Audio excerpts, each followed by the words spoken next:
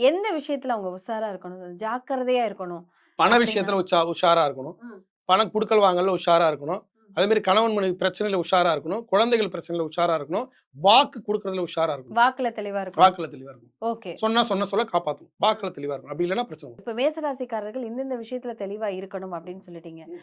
ஒரு ஒரு சினிமா ரீதியாக ம். இருக்கட்டும், மீடியா ரீதியா இருக்கட்டும். சினிமா ரீதியா மேசராசிக்காரர்கள் என்ன விஷயங்கள்ல ஷார்ப்பா இருக்கணும்? என்ன விஷயத்துல வந்து அவங்க தெளிவா முடிவெடுக்கணும்? சினிமா சம்பந்தப்பட்டவர்களாக இருக்கட்டும். ம். அது இப்ப வந்து பார்த்தீங்கன்னா, இந்த மாரி 7:30ல தான் என்ன பண்ணும்னா, போய் லவ் மேரேஜ் பண்ணுவான். ஆ, தப்பான ஜோடிய உள்ள சேர்த்து விட்டுரும். ஆ. புரியுதுங்களா? அப்ப வாழ்க்கை ஃபுல்லா கஷ்டப்படணும்.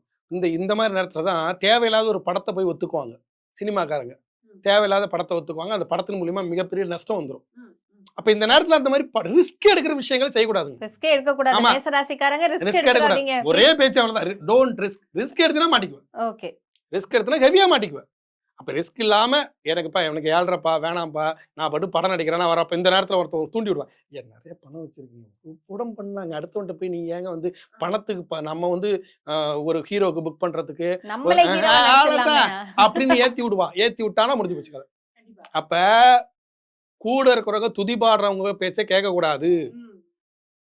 தெளிவான சிந்தனை இருக்கணும். இறை வழிபாடு செய்யணும். பிரதோஷ வழிபாடு செய்யணும். இப்படி உங்களுக்குள்ள ஒரு தெளிவு வந்துரும். எதையுமே உண்மை பேசணும். ம்.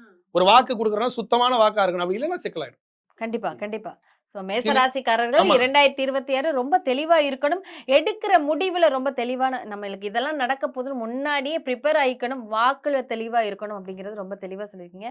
அடுத்து தொடர்ந்து ஒவ்வொரு ராசிகளுக்கும் எப்படி இருக்குன்னு பார்க்கலாம். நன்றி. ஓகே. நன்றிம்மா.